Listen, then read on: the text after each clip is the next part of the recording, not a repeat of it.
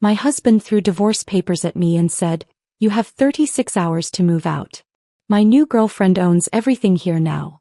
You leave with nothing." He said it loud enough for the neighbors to hear, just to shame me. I only smiled. Because when she stepped inside that house, she learned a truth that changed everything. 36 hours. That's how long my husband gave me to pack up 7 years of marriage and disappear from what he called his girlfriend's house. I'm Eliza Hartwell, and I was standing on my own front porch on a Thursday afternoon when Grant decided to make a public spectacle of throwing me out. He held divorce papers like they were a trophy, his voice loud enough for half the neighborhood to hear every word. "You leave with nothing, Eliza. Lydia owns everything here now." The neighbors were watching. Mrs. Patterson with her terrier, the Hoffmans mid-grocery unload, 2 kids on skateboards who'd stopped to witness the drama. Grant wanted an audience. He wanted them all to see me humiliated, defeated, broken. Before we continue, I want to thank you for being here to witness this journey of justice.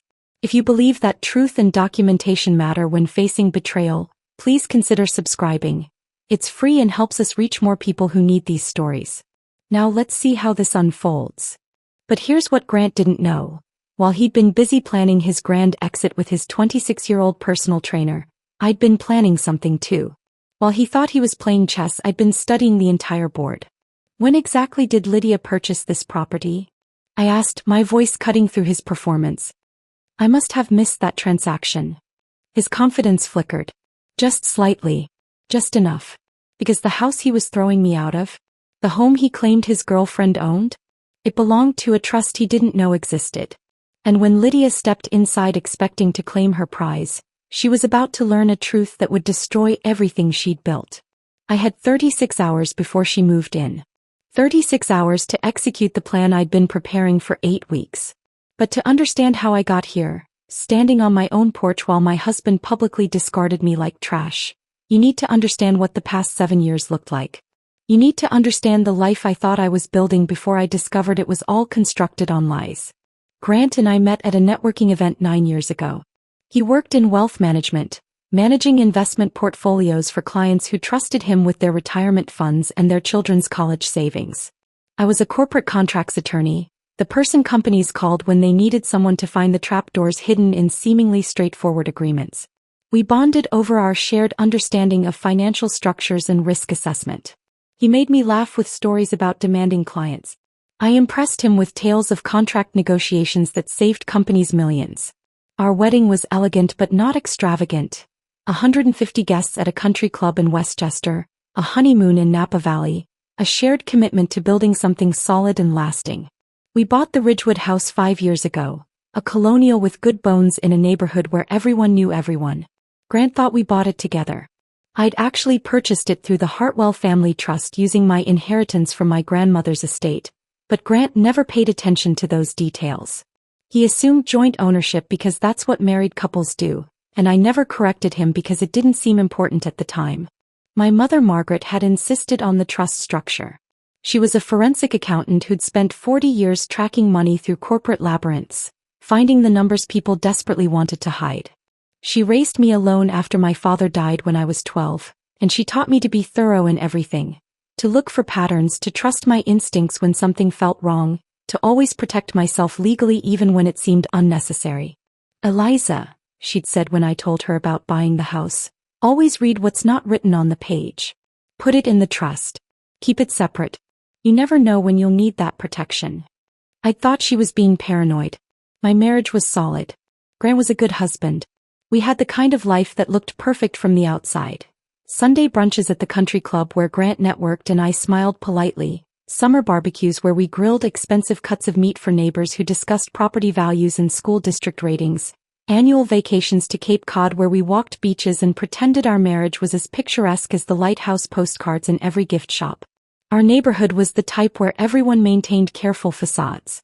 Mrs. Patterson walked her terrier past our house every morning at 7:15, always waving, always commenting on the weather, never acknowledging that her own marriage had quietly collapsed 2 years ago. The Hoffmans hosted block parties where children ran through sprinklers and adults drank wine from plastic cups while discussing local politics, carefully avoiding mention of their son's recent arrest for drug possession. Young couples pushed expensive strollers down tree-lined streets, their lives seemingly mapped out in increments of school years and mortgage payments, none of them admitting that beneath the surface aesthetics, everyone was struggling with something. I thought Grant and I were different. I thought we had something genuine beneath our own carefully maintained surface. The first crack appeared on a Tuesday evening in early September when Grant came home 2 hours late smelling like expensive perfume that wasn't mine. He claimed he'd been at a client dinner, but his shirt collar had lipstick on it, a shade of burgundy red I'd never worn. I didn't confront him right away. Instead, I did what my mother trained me to do. I watched. I listened. I began reading the spaces between his words. "Client dinner ran late," he said, loosening his tie and avoiding eye contact. "You know how it gets with these high-maintenance portfolio holders. They want to discuss every market fluctuation over expensive wine." I nodded, smiled, asked if he'd eaten enough. But my mind was already cataloging details. The way he turned away when he took off his jacket, the way he went straight to the bedroom instead of joining me in the living room like he usually did, the way the shower ran for 20 minutes instead of his typical 10. The lipstick stain was gone when he emerged, his collar now pristine. But I'd already photographed it with my phone. Grant's sudden fitness obsession started the next week. He joined an upscale gym in Paramus that cost more per month than most people's car payments. Designer workout clothes appeared in our closet, brands I'd never heard of with price tags I accidentally saw before he removed them. Protein powders lined our kitchen counter in flavors with names like Tropical Paradise Recovery and Midnight Chocolate Performance Blend. He talked constantly about his new personal trainer Lydia, how she was helping him optimize his performance, unlock his potential, realign his energy centers. "She's a genius," he said one morning while mixing a green smoothie that smelled like grass clippings and disappointment. "She understands the connection between physical wellness and financial success. Most trainers just count reps, but Lydia sees the whole picture. She's helping me develop discipline that translates directly to my portfolio management." I asked what she charged for this transformative wisdom. He waved the question away. "It's an investment in myself, Eliza. You of all people should understand the value of professional development." At first, I told myself this was standard midlife crisis territory. Grant was 42, maybe he'd looked in the mirror one morning and seen his father's face staring back. The gym membership, the protein powders, the new clothes. These were classic symptoms of a man trying to recapture something he thought he'd lost. But then came the business trips. Scottsdale in late September. Miami in early October. Burlington, Vermont in mid-October. When I asked about these destinations, Grant had smooth explanations. Scottsdale was a wealth management conference. Miami was a client meeting with a retired executive. Burlington was a potential new client who preferred meeting on his home turf. The explanations were practiced, almost believable. Almost. I pulled up our credit card statements one night while Grant showered after another late gym session. The charges told a different story. The Scottsdale conference included spa services at a luxury resort, couples massage, romantic dinner for 2, upgraded suite. The Miami client meeting featured boutique hotel charges and reservations at restaurants that specialized in intimate candlelit experiences. Burlington showed purchases from lingerie boutiques and wine bars. My stomach dropped, but my mind stayed sharp. This was what my mother had trained me for. The moment when emotions wanted to override logic, when hurt threatened to cloud judgment. I forced myself to breathe slowly, to think clearly, to document everything. I could have confronted him right then. Could have walked into that bathroom and thrown the credit card statements at him while he stood wrapped in a towel, vulnerable and caught. Could have demanded explanations, apologies, the truth. But my mother's voice echoed in my head. Never show your hand until you know the full game. So I started my own investigation. I accessed Grant's phone location through our family plan, a feature he'd forgotten we'd activated years ago. His patterns emerged quickly. The Paramus gym 5 days a week, yes, but also regular stops at an address in Hoboken, weekend trips to locations that didn't match any gym or office, midday departures to restaurants and hotels scattered across northern New Jersey. I reviewed 6 months of bank statements, highlighting every suspicious transaction. Grant had been withdrawing cash regularly, 500 here, 1,000 there, always in amounts calculated to stay beneath my notice threshold. Together they added up to nearly $20,000. Then I found the payments to LB Consulting, $15,000 over 4 months, listed as business advisory services. But when I searched for LB Consulting, I found nothing. No website, no business registration, no tax identification number. The company didn't exist. That's when I knew this wasn't just an affair. This was something more calculated, more organized, more dangerous. My mother came to visit that weekend. We sat in my kitchen drinking coffee while Grant was at the gym, and I told her everything. She listened without interruption, her forensic accountant's mind processing patterns and possibilities. Eliza, men like Grant don't just have affairs. They have patterns. If he's giving money to this woman, he's not the only one. Together we found Lydia Brennan's Instagram. Yoga poses on pristine beaches, green smoothies in aesthetically perfect glasses, inspirational quotes superimposed over sunrise photos. Her bio claimed she was a certified personal trainer and wellness coach building her business from the ground up. But the photos told a different story. Designer workout gear that cost hundreds per outfit. Luxury vacations to Bali, Tulum, the Maldives. A white Range Rover. Meals at restaurants where entrees started at $60. This isn't a struggling entrepreneur, my mother said quietly.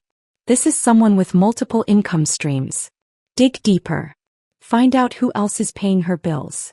I spent the next 2 weeks building a complete profile of Lydia Brennan. I traced her digital footprint across platforms, followed her location tags, analyzed her posting patterns, cross-referenced her testimonials with public records. What I discovered made everything clear. Grant wasn't having an affair. He was being conned. And so were at least 4 other people whose names appeared on Lydia's website, praising her transformative training and life-changing guidance. The game was bigger than I'd imagined. And now, standing on my porch with 36 hours until Lydia moved into my house, I was ready to play it. I climbed the stairs to our bedroom with deliberate slowness, letting Grant stew on the porch with his audience of shocked neighbors.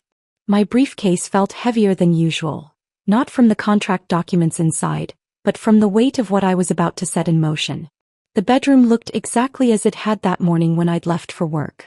Our king-sized bed with the duvet Grant never learned to straighten properly. The dresser with his cologne bottles arranged like trophies. The closet where his designer workout clothes now outnumbered his business suits 3 to 1. Everything appeared normal, comfortable, unchanged. But nothing was normal anymore. I set my briefcase on the bed and pulled out my laptop. Through the window I could see Grant still standing on the front porch, his phone pressed to his ear. Probably calling Lydia to tell her about his triumphant eviction performance.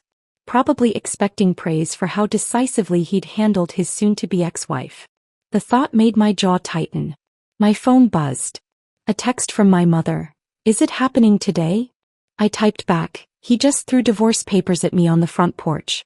Told the whole neighborhood I have 36 hours to leave Lydia's house. 3 dots appeared immediately, then, perfect. Execute the plan. I'm proud of you. I opened my laptop and pulled up the email I drafted 3 days ago. The subject line read, regarding Lydia Brennan's private training services. 4 email addresses sat in the recipient field. Rebecca Winters, Sarah Blackwood, Jennifer Ashford, and Marcus Chin. For people whose lives were about to intersect with mine in ways none of us could have predicted 2 months ago. The attachments were ready. Financial records showing Lydia's payment patterns from multiple sources, screenshots of her text conversations with each person that I'd obtained through less than conventional means, location data proving she was rotating between all 5 targets on a fixed schedule, and a timeline document that laid out her entire operation in color-coded detail. I reread the email body one final time. Dear Ms. Winters, Ms. Blackwood, Ms. Ashford, and Mr. Chin, I believe we share a common interest, and I think it's time we had a conversation about the specialized personal training program that has been enriching our lives and emptying our bank accounts. Please see the attached documentation. I suggest we speak this evening. Best regards, Eliza Hartwell. Professional. Direct. Impossible to ignore. I checked the time. 4:32 p.m. I'd planned to send this at 4:47 p.m., exactly the moment when most professionals were wrapping up their workday but hadn't yet left the office. Maximum chance of immediate reading, minimum chance of it getting lost in an evening email flood. Downstairs I heard the front door open and close. Grant's footsteps moved through the house. Heavy, agitated, purposeful. He was looking for me. I closed my laptop and waited. His footsteps climbed the stairs, paused outside our bedroom door, then continued down the hallway to the guest room. I heard drawers opening, the sound of something being moved. What was he doing? I stood and walked to the hallway. The guest room door was open and Grant was pulling suitcases down from the closet shelf. My suitcases, the matching set his parents had given us as a wedding gift. "I'm helping you get started," he said without looking at me. "You said you had questions about the property ownership, but that doesn't change the fact that you need to be out by Saturday afternoon. Lydia's moving truck is coming at 2 o'clock. The audacity of it, helping me pack to leave my own house." I leaned against the door frame and watched him pile suitcases in the hallway. "That's thoughtful of you, Grant. Though I'm curious about something." He finally looked at me, his expression wary. "What?" "These business consulting fees you've been paying to LB Consulting. $15,000 over 4 months. Can you explain what services you received for that investment?" His face went carefully blank, the expression he used with difficult clients when he was buying time to formulate an answer. "That's business development. Portfolio expansion strategies. It's complicated.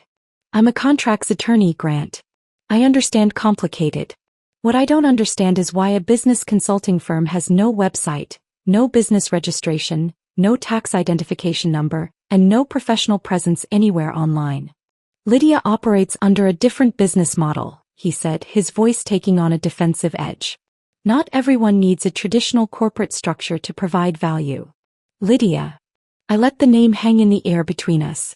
"So LB Consulting is Lydia Brennan. Your personal trainer is also your business consultant." "She's more than a personal trainer." Grant's voice rose slightly. "She's a wellness coach, a life strategist, a con artist." The words landed like a slap. Grant's face flushed red, his hands clenching into fists at his sides. "You're jealous," he said, his voice shaking with anger. "You can't stand that I've found someone who actually supports my growth, who understands my potential, who's also taking money from Rebecca Winters, Sarah Blackwood, Jennifer Ashford, and Marcus Chin using the exact same playbook she used on you." Grant froze. His mouth opened, closed, opened again. "What are you talking about?" I checked my watch. 4:46 p.m. Perfect timing. "I'm talking about the fact that your girlfriend is running a rotation system across northern New Jersey. Monday mornings with Rebecca, who thinks she's helping Lydia escape an abusive ex-boyfriend. Tuesday and Thursday afternoons with Sarah, who believes she's supporting Lydia through a family medical crisis. Wednesday evenings with Jennifer, who's convinced she's funding Lydia's professional certifications. Friday lunches with Marcus, who thinks he's investing in her startup business. And weekends with you, who believes he's her financial knight in shining armor." The color had completely drained from Grant's face. He looked like someone had just explained that gravity was optional and he'd been flying all along without realizing it. "That's not true," he whispered. "You're making this up too." "To what, Grant?" "To save a marriage you just publicly destroyed on our front porch." I pulled out my phone and opened Lydia's Instagram, turning the screen so he could see her carefully curated feed. "Look at the location tags. Look at the timestamps. Cross-reference them with your own calendar and you'll see the pattern." His hand trembled as he took my phone, scrolling through the posts. I watched his face change as he processed what he was seeing. The Monday morning yoga posts from Montclair, the Tuesday afternoon boutique visits in Short Hills, the Wednesday evening wellness dinners in Summit, the Friday restaurant photos from Tenafly. "She told me those were client sessions," he said weakly. "Training appointments with other people." "She told you the truth. She just didn't specify what kind of training she was providing." I took my phone back and opened the email app. "Which is why I think it's time we all had a conversation about Lydia's specialized services." Grant looked at me like he was seeing a stranger. "What did you do?" "What any good attorney does when she discovers fraud. I documented everything, built an airtight case and contacted the other victims." I showed him the email draft, letting him read the subject line and recipient names. "In approximately 45 seconds, I'm going to send this email to 4 people who are going to be very interested in comparing notes about their experiences with Lydia Brennan." "Eliza, wait." "Wait." I looked at him with something between pity and contempt. "You just threw divorce papers at me on our front porch and told me I have 36 hours to leave the house my girlfriend supposedly owns. You humiliated me in front of our entire neighborhood. You expected me to collapse in tears and beg you to reconsider. But here's what you forgot, Grant. I'm not some suburban housewife whose identity is wrapped up in her marriage. I'm a contracts attorney who specializes in finding the traps hidden in seemingly straightforward agreements. And your girlfriend? She's the most poorly structured scam I've ever seen. I hit send at exactly 4:47 p.m. The email disappeared from my outbox, launched into the digital void, heading toward 4 people whose lives were about to change in ways they couldn't yet imagine. Grant stared at my phone like it was a weapon I just fired. What have you done? I've given 4 people the information they need to make informed decisions about their relationships with Lydia. What they do with that information is up to them. I walked past him toward the bedroom. Now if you'll excuse me, I have some calls to prepare for. I expect Rebecca Winters will reach out first. She's an attorney, she'll recognize the legal implications immediately. Sarah will probably call second, once she's had time to review the financial documentation. Jennifer and Marcus might take a bit longer to process. Eliza. Grant's voice cracked. If what you're saying is true. It is. Then she's been. He couldn't finish the sentence. I paused in the bedroom doorway and looked back at him standing in the hallway surrounded by my suitcases, his face the color of old newspaper, his expensive suit suddenly looking like a costume he'd borrowed for a role he didn't understand. You've been conned, Grant. Systematically, expertly, and completely. And in about 15 minutes, when your phone starts ringing with calls from 4 very angry people who've just discovered they were conned by the same woman, you're going to realize exactly how thoroughly your perfect plan has fallen apart. I closed the bedroom door, sat down at my desk, and opened my laptop. My phone was already starting to buzz with incoming notifications. The first call came at 5:03 p.m. Rebecca Winters. Right on schedule. I let it ring twice before answering. Ms. Winters. Thank you for calling so quickly. Her voice was controlled, but I could hear the fury underneath. Mrs. Hartwell. I received your email. These are serious allegations you're making. I'm a contracts attorney, Ms. Winters. I don't make allegations. I present evidence. Through the bedroom door I could hear Grant's phone ringing. Then ringing again. Then again. The next 36 hours were going to be very interesting. Rebecca Winters spoke with the precision of someone who'd spent years in courtrooms. Mrs. Hartwell, I'm a divorce attorney. I've seen every manipulation tactic in the book. What makes you certain this isn't just a misunderstanding or coincidence? I opened the folder on my laptop labeled LB Consulting Research. 8 weeks of investigation that told a story Grant couldn't even imagine. Ms. Winters, I'm going to share my screen with you. What you're about to see is documentation I've been compiling since early September. Through the bedroom door I could hear Grant's phone ringing constantly now. His voice carried up the stairs, confused and defensive as he tried to answer multiple calls. I pulled up the first document, Lydia's website testimonials page. 5 glowing reviews from satisfied clients. Rebecca Winters, divorce attorney. Sarah Blackwood, boutique owner. Jennifer Ashford, pharmaceutical executive. Marcus Chin, hedge fund manager. And Grant Hartwell, wealth management advisor. Rebecca's silence on the other end was heavy. Then, I wrote that testimonial 6 months ago. She asked me to share my transformation story. I thought I was helping her build credibility. You were helping her build a client list, I said. Look at the pattern. All 5 of you are married professionals with significant assets working in finance or high-level business. That's not coincidence, that's target selection. I heard her breathing change faster now. Send me everything you have. I want to see all of it. I'm sending it now, but I need you to understand something first. This investigation took me 2 months. I tracked her location patterns, cross-referenced credit card charges, accessed public records, analyzed social media activity. What I found is a systematic operation running across northern New Jersey with mathematical precision. My second call came through while I was still talking to Rebecca. Sarah Blackwood. I put Rebecca on hold and answered. Is this some kind of joke? Sarah's voice shook with barely controlled rage. Because if you're trying to blackmail me or... Ms. Blackwood, I'm not trying to blackmail anyone. I'm trying to show you that you're not alone in this situation. Can you tell me how much you've paid to LB Consulting over the past 7 months? Pause. That's private business information. Approximately $8,000. Payments described as business development consulting, correct. I pulled up Sarah's financial records, the ones I'd obtained through business registry public filings. Except LB Consulting isn't registered as a legitimate business entity. It's a shell name Lydia uses to collect payments that look professional on credit card statements. How do you know about my payments? Sarah's voice had shifted from angry to wary. Because I'm married to someone who's been paying the same non-existent company. And so have 3 other people. We're all funding different pieces of the same lifestyle. I spent the next 40 minutes walking Sarah and Rebecca through the evidence I'd compiled. The location tracking that showed Lydia's rotation schedule. Monday mornings in Montclair for Rebecca, Tuesday and Thursday afternoons in Short Hills for Sarah, Wednesday evenings in Summit for Jennifer, Friday lunches in Tenafly for Marcus, weekends in Ridgewood for Grant.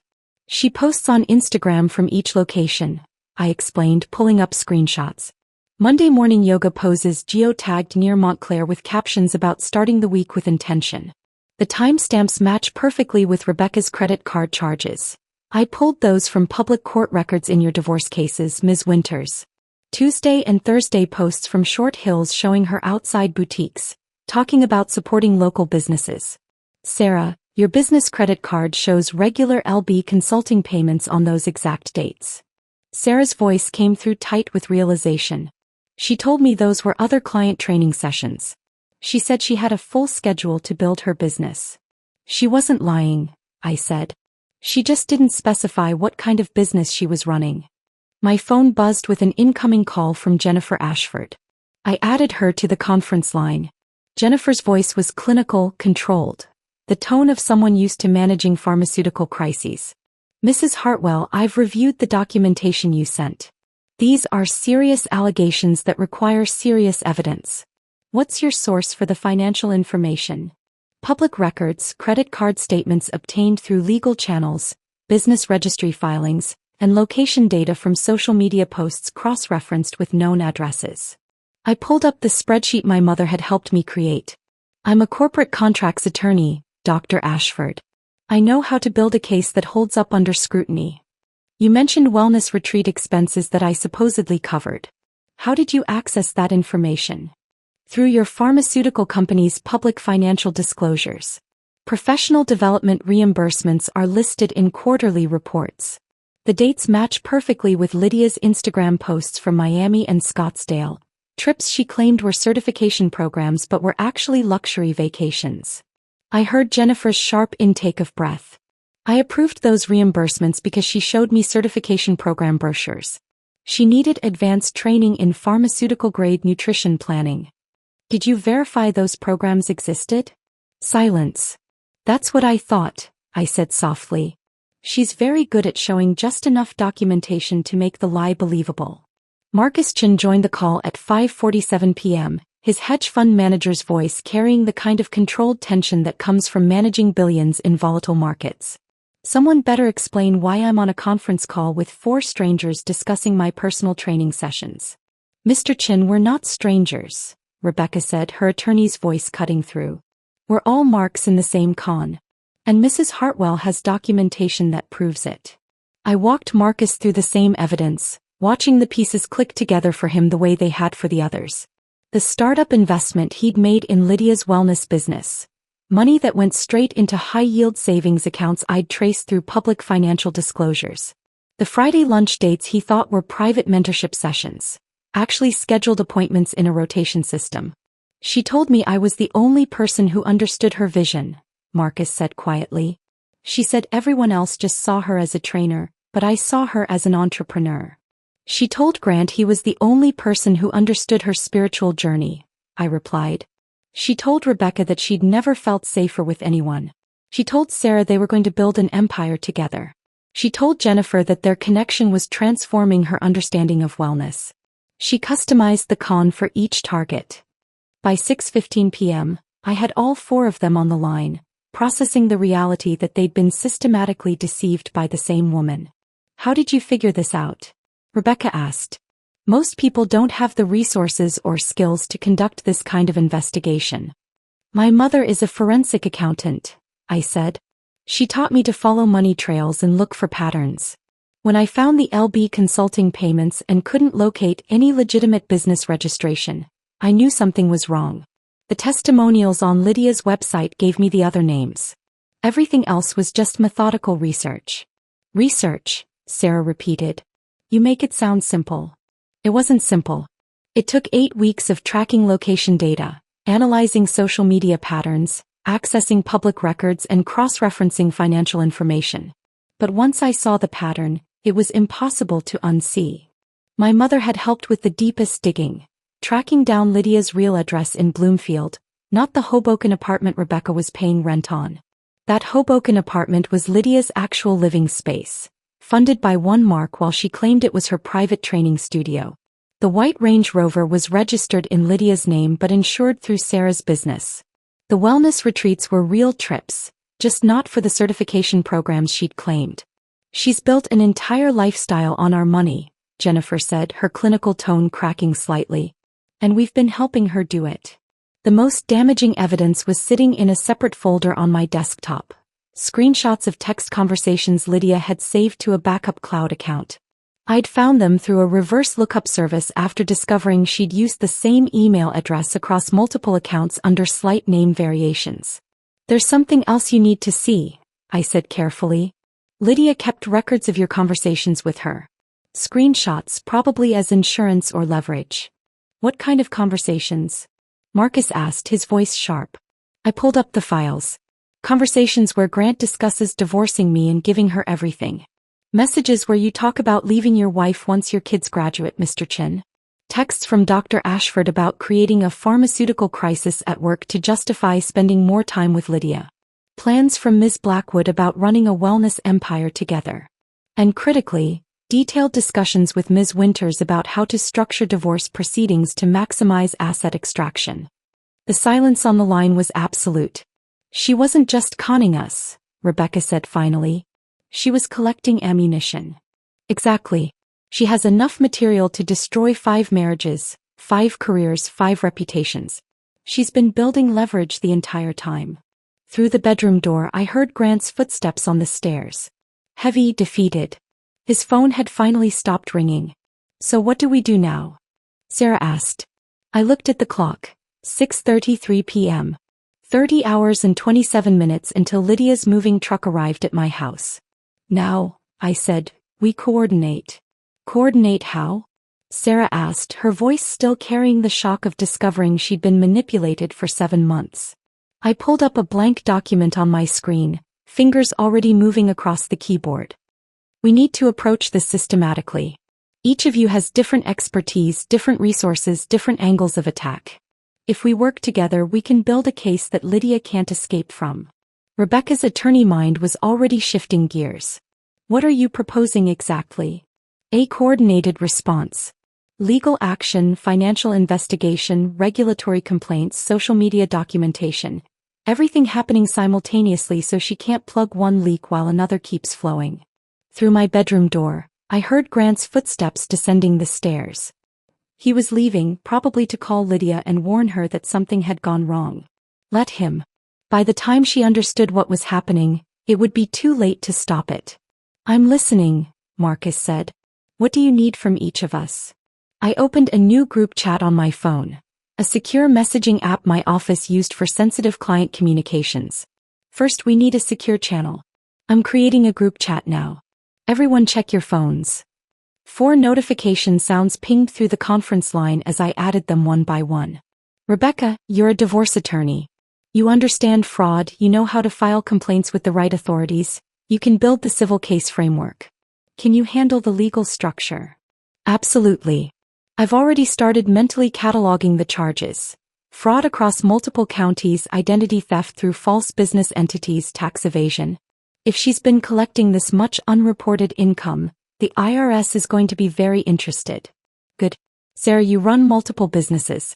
You understand social media, branding, online presence. Can you document everything on Lydia's platforms before she has a chance to delete it? Sarah's voice came through sharper now, focused. I can do better than that. I have software that captures entire websites in real time. Every testimonial, every post, every claim she's made. I can preserve it all with timestamps and metadata. She won't be able to claim anything was doctored. Perfect. Jennifer, you work in pharmaceuticals. You mentioned she sold you supplements claiming they were pharmaceutical grade. Can you coordinate with regulatory bodies about unlicensed sales? Jennifer's clinical tone returned. The FDA has a division specifically for this. If she's been selling products claiming medical benefits without proper licensing, that's federal jurisdiction. I can make the right calls tomorrow morning. Marcus, you manage investment portfolios. You understand money trails, banking systems, financial structures. Can you follow her accounts and trace where all this money has been going? Marcus's response was immediate. I have contacts at 3 major banks and 2 financial investigation firms. If she's running money through shell accounts, we'll find them. Money always leaves traces. Then we have our team. I pulled up a fresh spreadsheet, creating columns for each person's responsibilities. We move fast, we stay coordinated, and we don't give her time to cover her tracks. Rebecca's voice cut through with the precision of someone who'd managed hundreds of legal cases. We need to establish rules of engagement. Complete transparency. Anything we discover gets shared immediately with the group. No solo moves that might compromise someone else's angle. And we document everything with the assumption it might end up in court. Agreed, I said, typing notes into the group chat. Sarah, start with her Instagram, Facebook, LinkedIn, anything with a digital footprint. Capture everything tonight. Already on it. I'm screen recording her entire Instagram feed as we speak. Jennifer, draft an outline of what you know about her supplement sales. Product names, claims she made, prices she charged, any documentation she provided about certifications or licensing. I have emails going back 4 months. I'll compile them into a single file with summaries. Marcus, pull together everything you have on the money you invested in her supposed startup. Bank transfers, wire receipts, any business plans or financial projections she showed you. I'll have it ready within an hour. Rebecca, start drafting the legal framework. What agencies need to be contacted, what forms need to be filed, what timeline we're looking at for official complaints. On it. Though I should warn you, once we file official complaints, this becomes public record. Everyone's involvement will be documented. I heard the weight of that statement settle over the call. These were successful professionals with reputations to protect, careers that could be damaged by association with a fraud scandal. I understand that's a risk, I said carefully. But consider the alternative. If we don't stop her, she continues this operation. She finds new targets. More people lose money, more families get destroyed. We have the power to end this, but only if we're willing to accept some short-term embarrassment for long-term justice. Marcus spoke first. I'm in. My marriage is already damaged. My wife is going to find out eventually. Better she hears it from me while we're taking action than discovers it later when more harm has been done. Sarah followed. My business can weather this. I'd rather be known as someone who caught a con artist than someone who got played and did nothing about it. Jennifer's voice was steady. The pharmaceutical industry has strict ethics standards. Coming forward about this demonstrates integrity, not weakness. I'm prepared to accept the consequences. Rebecca's response carried the weight of someone who'd seen countless cases. As an attorney, I should have known better. But that's exactly why I need to be part of stopping this. If I can be fooled, anyone can. This isn't about protecting my ego, it's about preventing future victims. My bedroom door opened. Grant stood in the doorway, his face pale, his expensive suit rumpled. He looked like someone who'd aged 10 years in 2 hours. Eliza, we need to talk, he said quietly. I held up one finger, signaling him to wait. Ladies and gentlemen, I need to pause for a moment. Keep working on your respective tasks. I'll check the group chat in 30 minutes with updates. Understood, Rebecca said. We'll coordinate through the chat. I ended the conference call and looked at Grant. He walked into the room and sat on the edge of our bed, his hands clasped between his knees. I called Lydia, he said. His voice was hollow, defeated. She's not answering. I've left 6 messages. I texted her. Nothing. She knows something's wrong, I said, turning my chair to face him. She's probably trying to figure out how much damage has been done and what her exit strategy looks like. Grant looked up at me, and for the first time since this started, I saw genuine fear in his eyes. Is it all true? Everything you told those people? The other clients, the rotation schedule, the fake business entity. Every word. I have 8 weeks of documentation to prove it. He put his head in his hands. I thought she loved me. I thought we were building a future together. I felt something twist in my chest. Not sympathy exactly, but a recognition of the pain that comes from discovering you've been systematically deceived. I'd felt it myself when I first confirmed Grant's affair. The difference was that I'd channeled that pain into investigation instead of collapse. She didn't love you, Grant. She was working you. The same way she worked Rebecca, Sarah, Jennifer, and Marcus. You were a target selected for specific characteristics. Married, financially comfortable, professionally successful, emotionally vulnerable. How was I emotionally vulnerable? His voice rose defensively. You're 42 years old, working in an industry where youth and vitality signal success. Your clients are getting younger while you're getting older. You've been worried about relevance, about staying competitive, about proving you still have what it takes. Lydia saw that vulnerability and exploited it. Grant's phone buzzed. He grabbed it desperately, but his face fell when he checked the screen. Just my managing partner. Wants to schedule a meeting tomorrow morning to discuss client concerns. Your clients are already hearing about this? Word travels fast in our industry. One of Rebecca's clients is also one of my clients. He called my managing partner asking if it was true that I was involved in some kind of fraud scheme. My phone buzzed with notifications from the group chat. Sarah had already captured Lydia's entire social media presence and uploaded it to a secure cloud folder. Jennifer had drafted a preliminary complaint to the FDA about unlicensed pharmaceutical sales. Marcus had traced 3 bank accounts linked to Lydia's name variations. Rebecca had outlined complaints for the State Attorney General's office and the Consumer Fraud Division. We'd been coordinating for less than an hour and already had enough documentation to bury Lydia's operation. What happens now? Grant asked quietly. I looked at him sitting on our bed, his perfect life crumbling around him, his girlfriend revealed as a con artist, his career hanging by a thread. Part of me felt vindicated. Part of me felt sad. Mostly I felt tired. Now we finish what we started. Rebecca files complaints tomorrow morning. Jennifer contacts the FDA.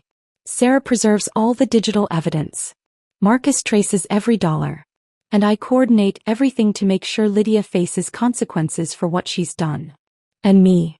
His voice cracked. What happens to me? That depends on you, Grant. You can cooperate with our investigation, provide whatever information you have, and possibly mitigate some of the damage to your reputation. Or you can continue trying to protect Lydia and go down with her ship. Your choice. He stared at me for a long moment. You really planned all of this. I documented a crime. I contacted the other victims. I coordinated a response. That's not planning revenge, that's pursuing justice. My phone buzzed again. Rebecca, State Attorney General's office opens at 8 a.m. I'll be there when the doors unlock. We're doing this. Grant stood up slowly, his movements heavy with defeat. I never meant to hurt you, Eliza. But you did. You humiliated me on our front porch. You tried to throw me out of my own house. You planned to give everything to a woman who was using you for money. I turned back to my laptop. The difference between us is that when I got hurt, I did something about it. He walked to the door, paused, looked back. For what it's worth, I'm sorry. Save your apologies for when you're explaining this to your clients. He left, closing the door behind him. I returned to my laptop and opened the group chat. Everyone still here? I typed. For immediate responses, yes. Here. Ready. Confirmed. Then let's finish building this case. We have 29 hours until Lydia's moving truck arrives at my house. I want to make sure when she gets here, she's greeted by something very different from what she expected. The group chat exploded with activity over the next 3 hours. At 7:15 p.m., Sarah sent a screenshot with a message that made my chest tighten. Just confirmed 2 additional victims in Bergen County. Found them through mutual connections on Lydia's Facebook. Same pattern. Married professionals, significant assets paying for private wellness coaching. Reaching out to them now. 7 victims. Not 5. 7. Jennifer's message came at 7:22 p.m. Spoke with a contact at the FDA. Her supplement operation is completely unlicensed. She's been selling products with pharmaceutical claims. weight loss, hormone regulation, immune system enhancement, without any certification. That's federal jurisdiction. They're opening a file. Marcus at 7:30 p.m. Traced funds through 3 shell companies registered in Delaware. She's been moving money systematically to avoid detection. This isn't amateur hour. Someone taught her how to structure this. Possibly a previous victim who worked in finance. I'm digging deeper. Rebecca at 7:35 p.m. Filing preliminary complaints with State Attorney General tomorrow morning at 8 a.m. Also contacted the IRS Fraud Division. With 7 victims and unreported income exceeding $200,000 over 3 years, this is serious tax evasion. $200,000. I stared at that number trying to process the scale of what Lydia had built. This wasn't just a personal trainer having affairs with clients. This was an organized criminal operation running across multiple counties, possibly multiple states. I stood and walked to the bedroom window looking down at our quiet street. The Hoffman's house was dark except for the flicker of a television in their living room. Mrs. Patterson's porch light cast long shadows across her front yard. Everything looked normal, peaceful, unchanged. But inside this house, inside this room, I was coordinating the dismantling of someone's entire life. My phone buzzed. A text from my mother. How's it going? I typed back. 7 victims now. Federal charges likely. Everything converging faster than I expected. Her response was immediate. You're doing the right thing. Stay focused. I heard the front door open downstairs. Grant coming back inside after another unsuccessful attempt to reach Lydia by phone. His footsteps moved through the house. Kitchen, living room, his home office. Searching for something or maybe just avoiding coming back upstairs to face me. At 7:45 p.m., Sarah sent another update. One of the new victims, Helen Torres, pharmaceutical rep from Ridgefield, says Lydia told her she was planning to settle down with a wealthy advisor who was divorcing his wife.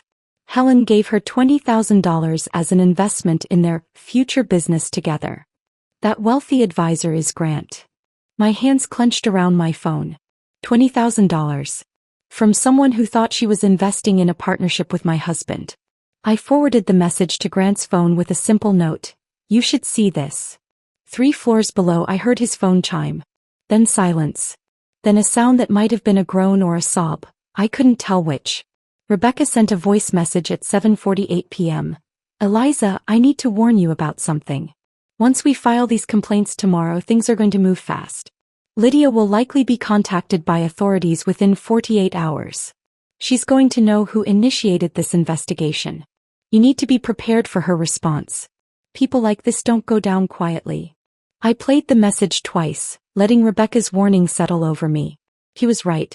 Lydia had spent 3 years building this operation, collecting leverage, maintaining control.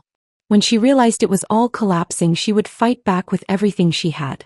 At 7:50 p.m., headlights swept across my bedroom wall. I walked to the window and looked down to see Lydia's white Range Rover pulling into our driveway with deliberate confidence. She parked behind Grant's Mercedes, the vehicle's gleaming paint catching the streetlights. My breath caught in my chest. She was here. Here. 24 hours early. The driver's door opened and Lydia stepped out, wearing designer athleisure that probably cost $600. Black leggings with mesh panels, a matching sports bra under a cropped jacket, pristine white sneakers. Her blonde hair was pulled back in a high ponytail that swung as she moved. She looked like she'd stepped out of a luxury fitness magazine, all lean muscle and confident grace. She pulled an expensive leather duffel bag from the passenger seat, then walked to the back of the Range Rover and opened the hatch. Inside were boxes, actual moving boxes labeled with black marker. Kitchen, bedroom, bathroom. She'd already packed. She'd already labeled everything. She was moving in a full day early, probably to establish possession before I could react. I grabbed my phone and texted the group. Our guest of honor has arrived. 24 hours early. She's unloading moving boxes. Are you ready for the reveal? For responses came within seconds. Rebecca, ready. Recording this on my phone from my office. Time-stamped documentation. Sarah, I'm screen recording everything. Got my camera set up. This is going to be incredible. Jennifer, document everything. Every word, every reaction. Marcus, about time. Let's end this. From downstairs, Lydia's voice rang out with practiced cheerfulness. "Grant, honey. I'm here. I know I'm early, but I couldn't wait another day. Should I start bringing my things in, or do you want to help me carry the boxes?" I heard Grant's footsteps moving quickly toward the front door. His voice was strained, uncertain. "Lydia, wait. We need to talk first." "Talk about what?" Her voice had that breathy quality she used when she wanted to sound vulnerable and appealing. "About our future? About finally being together? Grant, I've been so excited. I've already started planning how to redecorate. I think we should paint the living room a softer color, maybe add some plants, create a wellness space."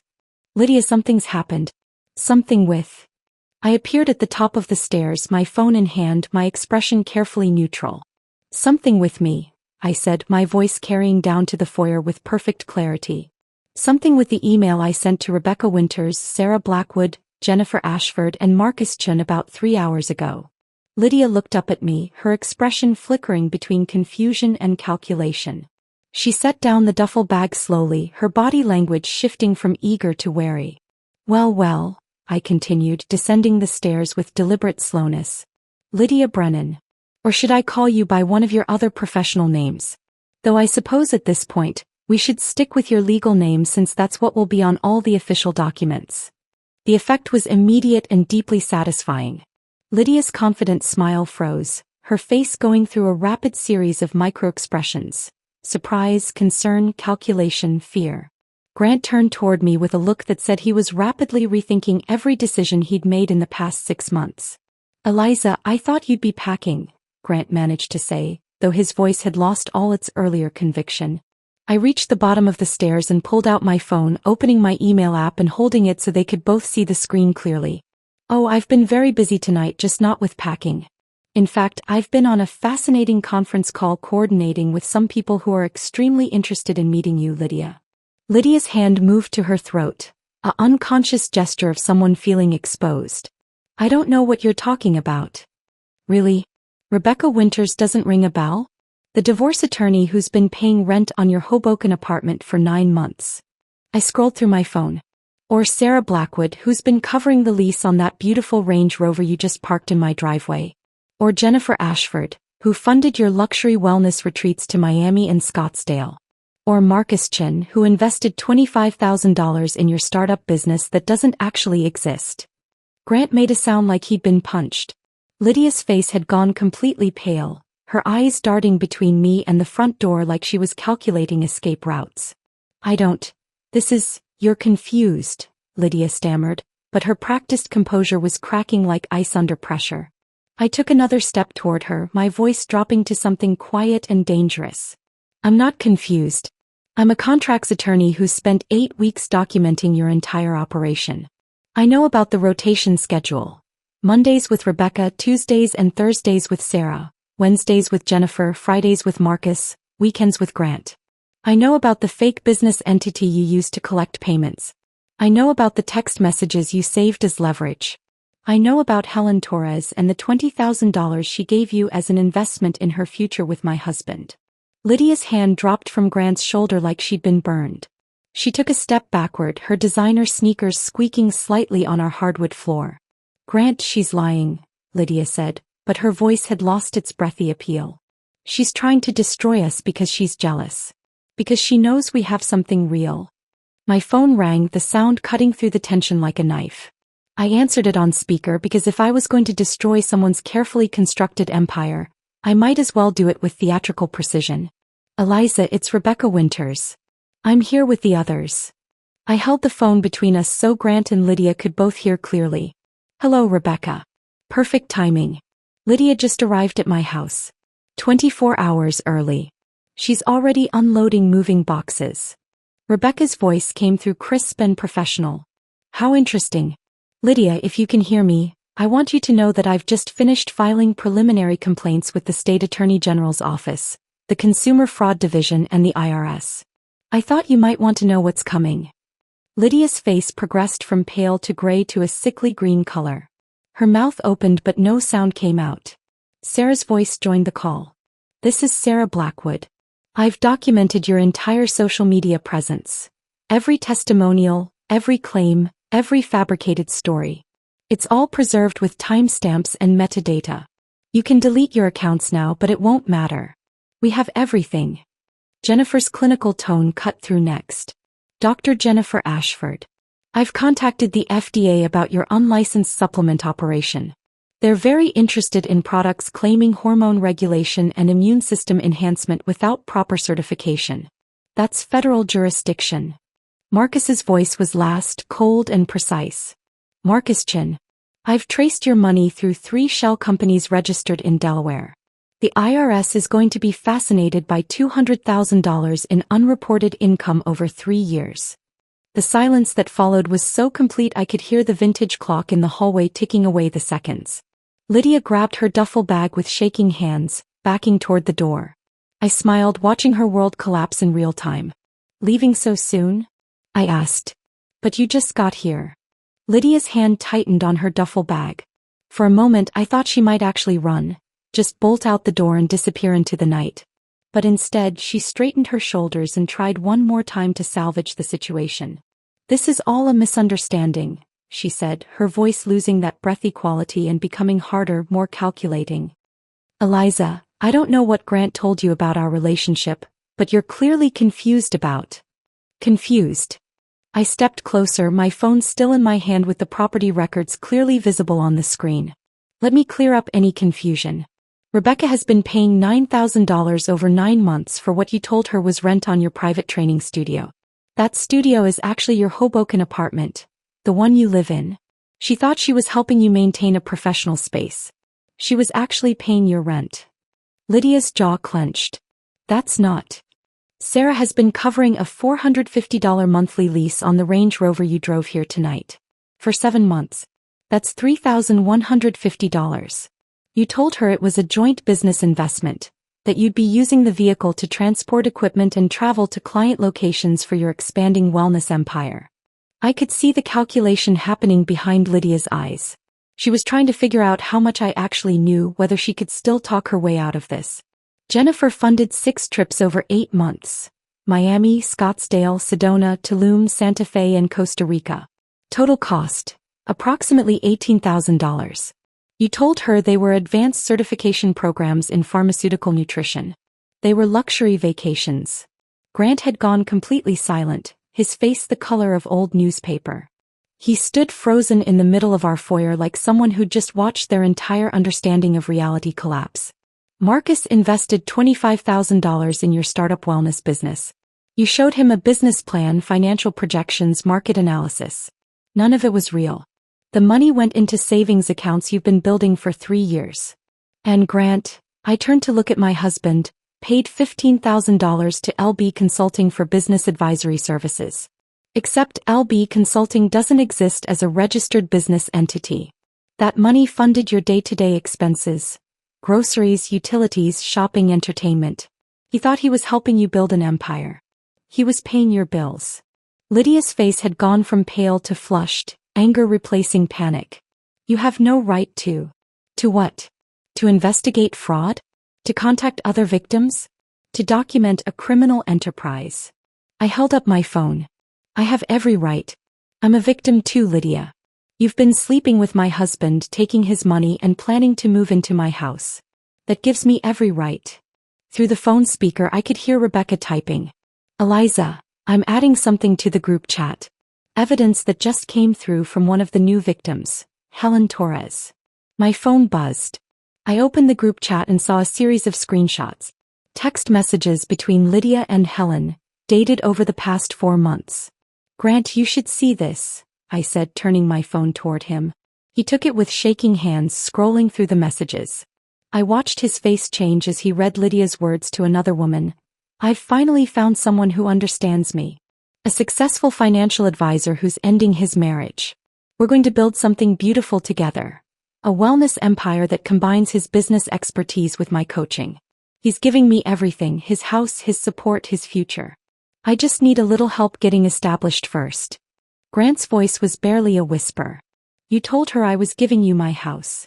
Our house, Lydia corrected automatically, then seemed to realize her mistake.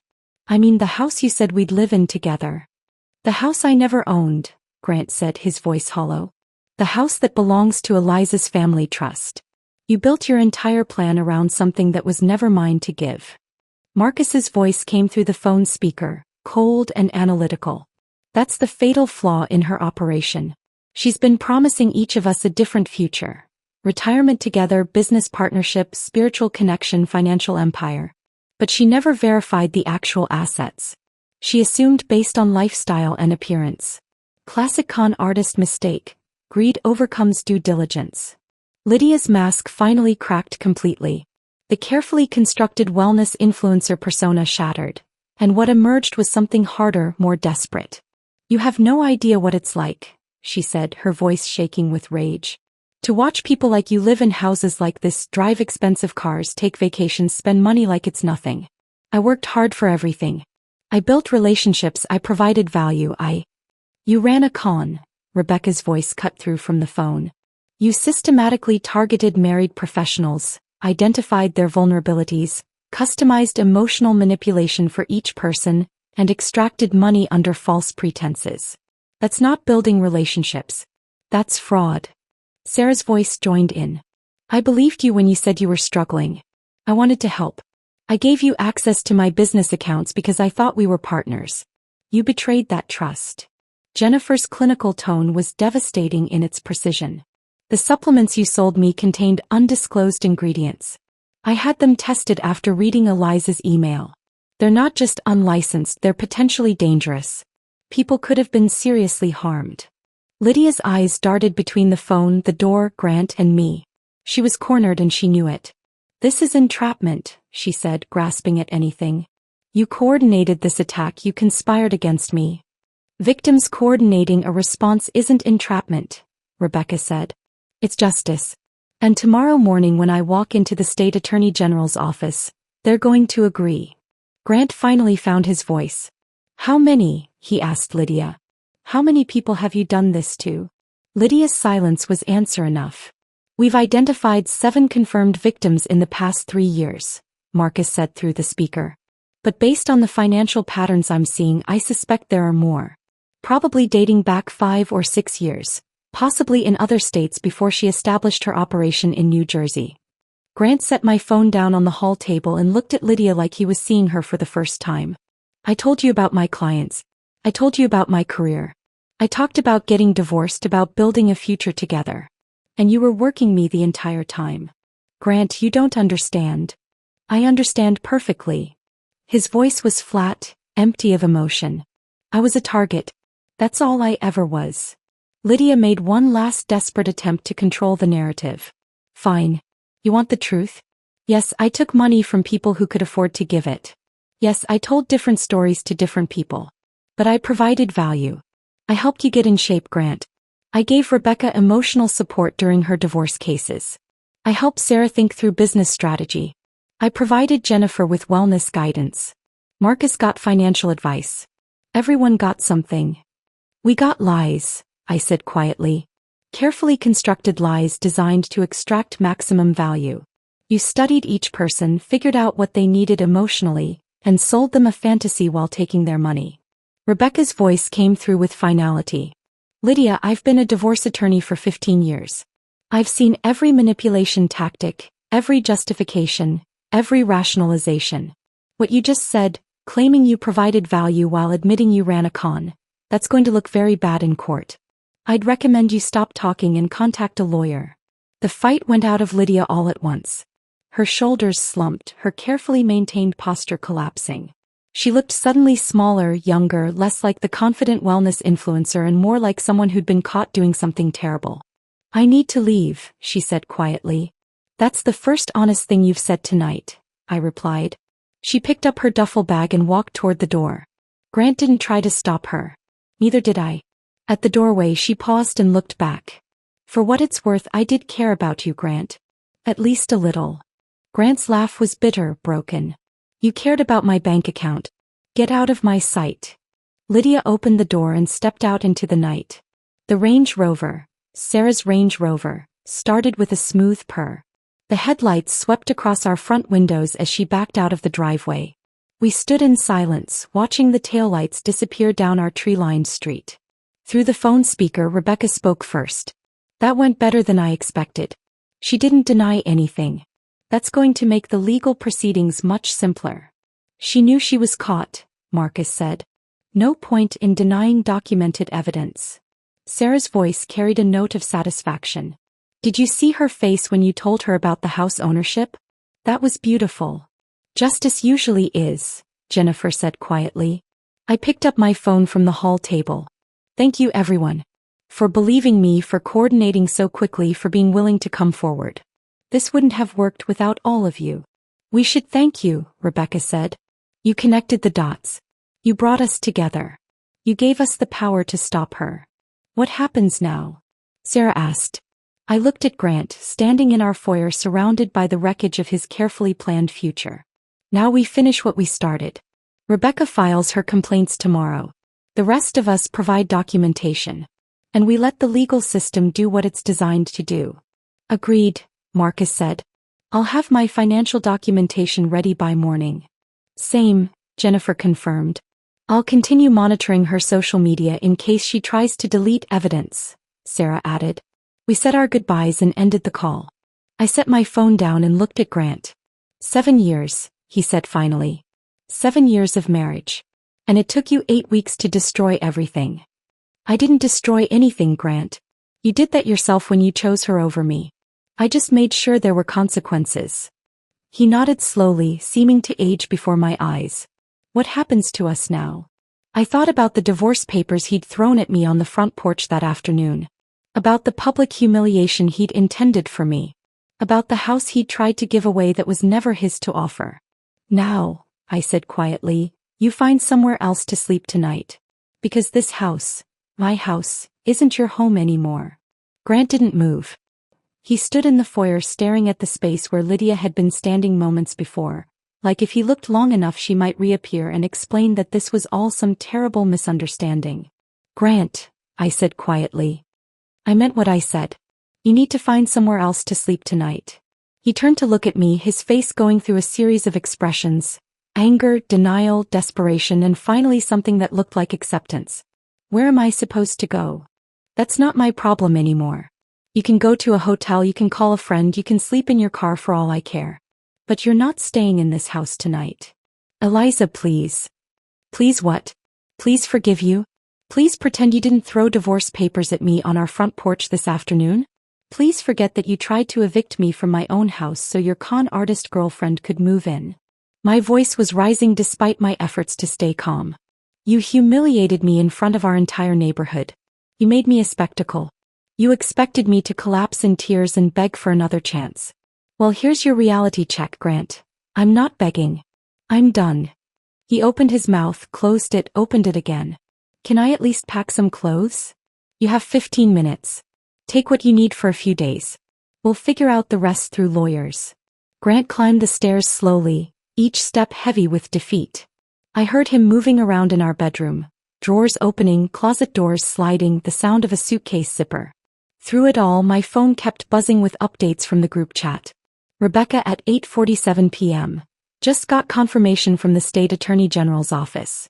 They're opening a formal investigation first thing Monday morning. This is moving faster than I expected. Sarah at 8:52 p.m. Found Lydia's backup Instagram account under a slight name variation. She's been using it to recruit new targets. Screenshots captured and saved. This woman was planning to expand her operation. Jennifer at 9:03 p.m. FDA investigators want to interview all of us about the supplements. They're treating this as a public health concern. Apparently one of the ingredients she was using is banned in the U.S. Marcus at 9:15 p.m. Traced the Delaware shell companies back to a business consultant in Atlantic City. Lydia didn't create this structure herself. Someone taught her. I'm digging into the consultant now. This might be bigger than just her operation. I poured another glass of wine and sat at the kitchen table, watching the investigation expand in real time through my phone screen. What had started as my private discovery of my husband's affair had transformed into something much larger. A coordinated takedown of a criminal enterprise that had been operating for years. My mother called at 9:23 p.m. I answered immediately. How did it go? She asked without preamble. Lydia showed up 24 hours early with moving boxes. We confronted her with all 4 victims on speakerphone. She tried to deny it, then tried to justify it, then fell apart completely. She left about an hour ago. And Grant. Packing a suitcase upstairs.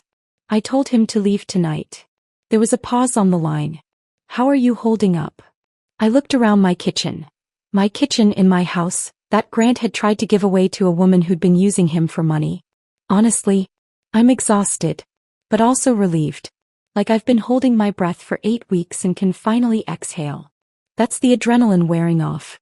The emotional processing will come later. Be prepared for that. I know. I took a sip of wine. Mom, thank you. For teaching me to look for patterns, to document everything, to stay calm when emotions wanted to take over. None of this would have worked without those skills. You did the hard part, Eliza. I just gave you the tools. What you built with them, that was all you. Grant came downstairs carrying a large suitcase and a garment bag. He set them by the front door and stood there awkwardly, like he was waiting for permission to leave his own home. Mom, I need to go, I said. Grant's leaving. Call me tomorrow. We'll talk through next steps. I ended the call and looked at Grant. Is that everything you need? For now. He hesitated. Eliza, I know I don't have the right to ask this, but can we talk about the divorce? About how we handle this? We handle it through attorneys. Rebecca Winters gave me a referral to a colleague who specializes in divorce cases involving financial misconduct. I'm calling her Monday morning. Financial misconduct? You're going to claim you paid $15,000 to a fake business entity using marital funds to support your affair partner. That's textbook financial misconduct, Grant. Your attorney will explain the implications. His face crumpled. I never meant for any of this to happen. But it did happen. You chose Lydia over me. You chose to believe her lies over the reality of our marriage. You chose to humiliate me publicly instead of having an honest conversation. Those were your choices, Grant. Now you get to live with the consequences. He picked up his suitcase and garment bag. Where do we go from here? You go to wherever you're staying tonight. I stay here in my house. Our attorneys communicate about asset division and divorce terms. And we both try to salvage whatever pieces of our lives are still intact. Grant walked to the door, opened it, paused. For what it's worth, I am sorry. I was an idiot. I let myself get played because I wanted to believe someone saw something special in me. She did see something special in you, Grant. She saw a target with accessible funds and emotional vulnerabilities. That's what con artists do. They find people who want to be seen as special and they sell them that fantasy. He nodded slowly, stepped through the doorway and walked to his Mercedes. I watched him load his suitcase into the trunk, watched him sit in the driver's seat for a long moment before starting the engine, watched the taillights disappear down our street. Then I closed the door, locked it and stood alone in my foyer. The house was quiet. No Grant on work calls in his office. No television sounds from the living room. No shower running upstairs. Just silence and the faint hum of the refrigerator and the ticking of the hallway clock. I walked through the rooms, turning on lights, reclaiming the space that had almost been taken from me. The living room where Grant and I used to watch movies. The kitchen where we'd had breakfast together for 7 years. The dining room where we'd hosted dinner parties. The home office where I'd spent 8 weeks building the case that would end our marriage. My phone buzzed. A text from Rebecca. How are you doing? I typed back. Grant just left. House is empty. I'm okay. Her response came quickly. First night is always hard. Call if you need to talk. Any hour. Sarah sent a message to the group chat. Just checking on everyone. Tonight was intense. We all okay? Jennifer, dealing with it. My husband wants to know everything. Difficult conversation ahead. Marcus, my wife kicked me out. Staying at my brother's place. Can't say I blame her. Rebecca, sleeping in my guest room tonight. My husband needs space to process. We'll figure it out. 4 marriages damaged or destroyed.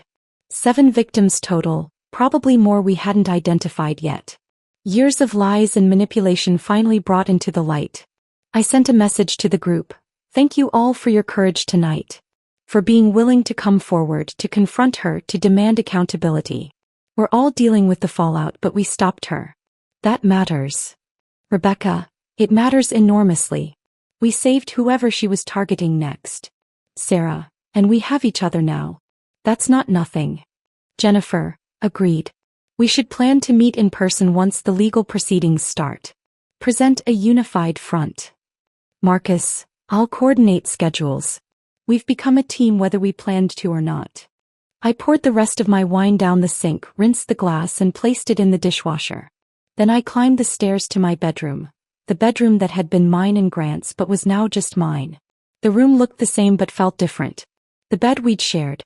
The dresser where his cologne bottles had sat until tonight. The closet where his clothes had hung next to mine. I changed into pajamas, washed my face, brushed my teeth. Normal nighttime routine in a life that had become anything but normal. My phone buzzed one more time. A text from my mother. Sleep well. Tomorrow starts the next chapter. I climbed into bed, turned off the light, and lay in the darkness listening to the house settle around me. Friday morning arrived with autumn sunlight streaming through my bedroom windows.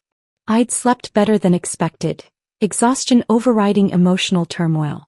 My phone showed missed calls and text messages from before 7 a.m. The group chat had exploded overnight. Rebecca at 6:47 a.m. Just got off the phone with the prosecutor's office. They want to interview all of us Monday. Bring all documentation. Sarah at 6:52 a.m. My husband saw the news. Someone leaked the story to a local reporter. It's going to be public soon. Jennifer at 7:03 a.m. My pharmaceutical company is conducting an internal investigation. They want to know if I used company funds for personal matters. This is getting complicated. Marcus at 7:18 a.m. 3 of my investment clients called this morning. Word is spreading fast. My firm is in damage control mode. I checked the local news website. Sure enough, there it was. Local fitness instructor under investigation for multi-county fraud scheme. The article didn't name victims, but it laid out the basic structure of Lydia's operation. Multiple targets, fake business entities, unreported income, unlicensed pharmaceutical sales. My phone rang. Grant. I debated not answering, but curiosity won. What? Have you seen the news? His voice was panicked. It's everywhere. My managing partner called me at 6 this morning. They're putting me on administrative leave pending an internal review. That's not my problem, Grant. Eliza, please, can we at least coordinate our public statements? If we present a unified front. There is no unified front. You're a victim of a con artist and a perpetrator of financial infidelity. I'm a victim of both you and her. Those aren't the same position. But if the news connects us. When the news connects us, I'll tell the truth. My husband had an affair, misused marital funds, tried to evict me from my own house, and got played by a professional con artist. All of that is factually accurate. That's going to destroy what's left of my reputation. You destroyed your reputation yourself, Grant. I'm just not covering for you anymore. I ended the call and blocked his number. The consequences were spreading like wildfire through our community, and I was standing at the center of the flames I'd lit. The weekend passed in a strange blur of silence and phone calls. Saturday morning, Rebecca contacted me about coordinating our statements for the prosecutor's office. Sunday afternoon, my mother drove up from her house to sit with me in the kitchen and review everything that had happened. You handled it perfectly, she said, reviewing the documentation on my laptop. Every piece of evidence is clean, properly sourced, legally obtained. They can't challenge any of this. What about Grant? I asked. Will he face charges too? Mom shook her head. He's a victim, even if he's also a perpetrator in your marriage. The prosecutor will focus on Lydia. Grant will face consequences through the divorce proceedings and his career damage, but that's civil, not criminal. Monday morning arrived with the weight of finality. Rebecca filed the official divorce petition at 9 a.m., citing irreconcilable differences and financial misconduct. By noon, Grant's attorney had responded requesting mediation. By 3 p.m., we were sitting in a conference room at Rebecca's law firm with both attorneys and a neutral mediator. Grant looked terrible. His expensive suit hung differently on him like he'd lost weight. Dark circles shadowed his eyes. His hands shook slightly as he paged through the divorce petition. This is excessive, his attorney said, pointing to the asset division proposal. Mrs. Hartwell is requesting 3/4 of liquid assets, full ownership of the marital residence, and The marital residence was never marital property, Rebecca interrupted smoothly. It's owned by Hartwell Family Trust. Mr. Hartwell has no legal claim to it whatsoever. As for the liquid assets, we're prepared to demonstrate that Mr. Hartwell misused marital funds totaling $15,000 to support his affair partner's fraudulent operation. That constitutes financial infidelity under New Jersey law. Grant's attorney looked at him. Grant nodded slowly. I don't want to fight this. Mr. Hartwell, I'd advise you to. I don't want to fight, Grant repeated, his voice hollow. She's right. About all of it. I made terrible choices. I destroyed our marriage. I got played by a con artist. I don't have the energy or the moral standing to argue for a better settlement. The mediation took 2 hours. By the end, we had a preliminary agreement that would be formalized within the week. I got the house, 75% of our joint savings, my full retirement account, and an acknowledgement in the divorce decree that Grant's conduct had been the primary cause of marital dissolution. Grant got his 401k, 25% of the joint savings, and the remainder of his dignity if he could find it. We signed the preliminary agreement in silence. As we stood to leave, Grant looked at me across the conference table. I hope you find someone better, he said quietly. Someone who actually deserves you. I didn't respond. There was nothing left to say. The legal proceedings against Lydia moved faster than anyone expected. By late October, the State Attorney General's office had built a comprehensive case incorporating testimony from 7 victims, financial records spanning 3 years, and evidence of systematic fraud across 4 counties. Lydia hired an attorney who tried to negotiate a plea deal. The prosecutor's office refused. They wanted this case to go to trial as a warning to others running similar operations.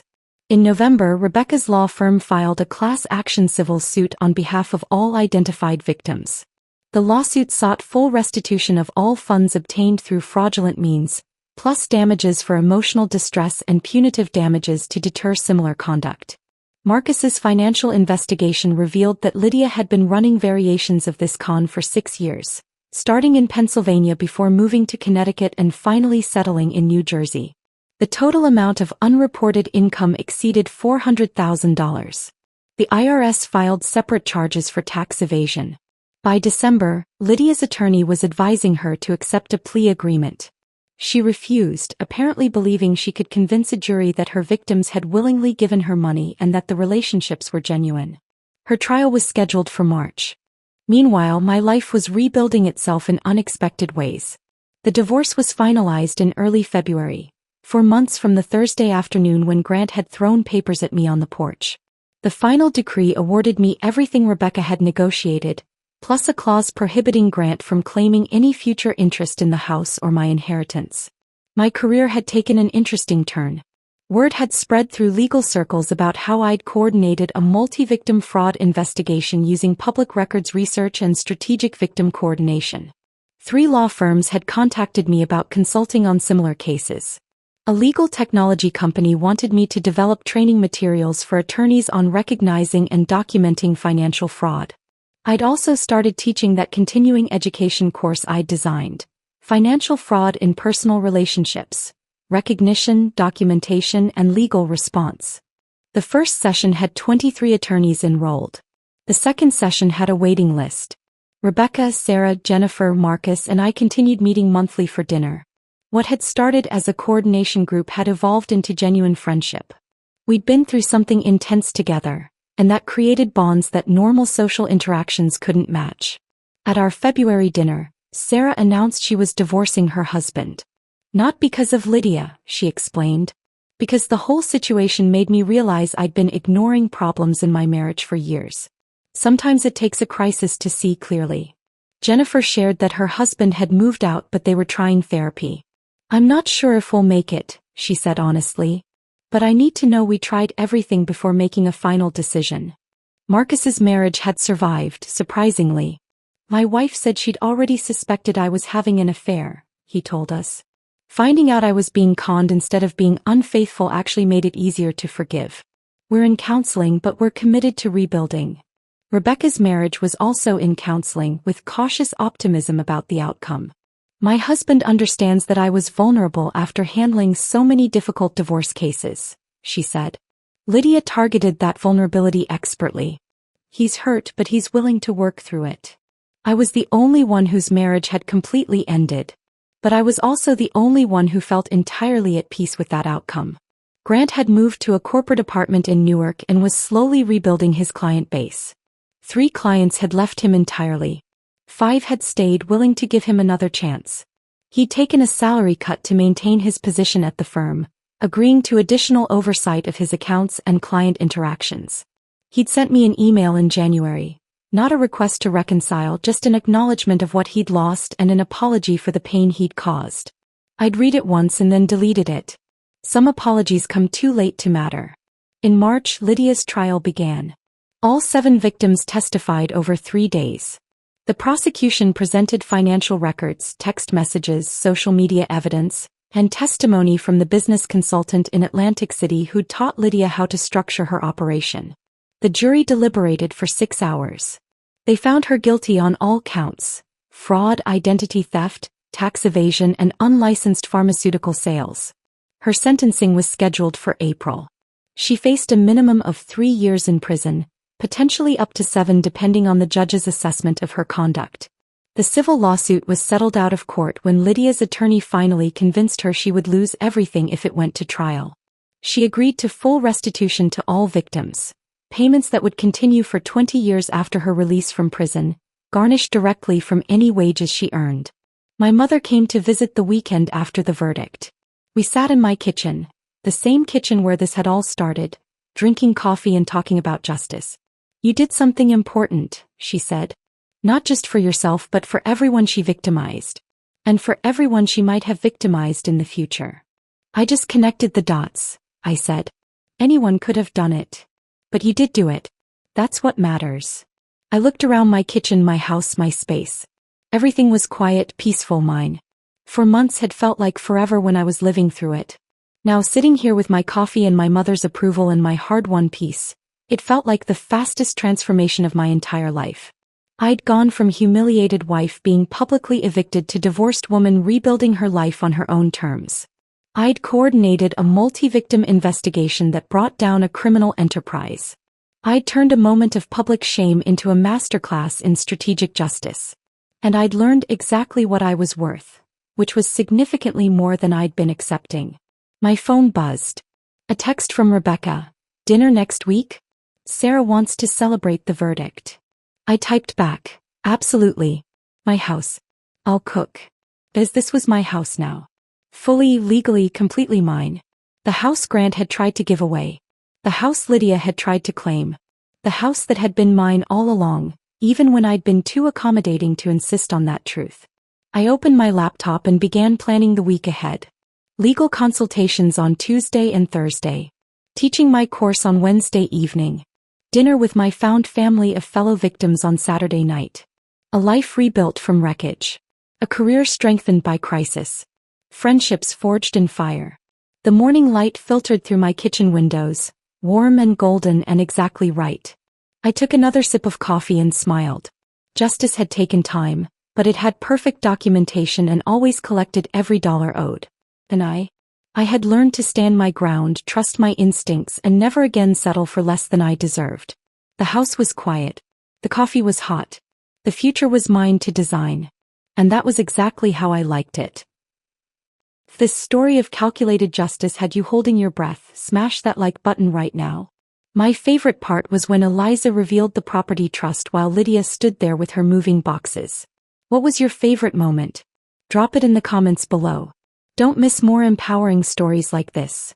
Subscribe and hit that notification bell so you never miss an upload.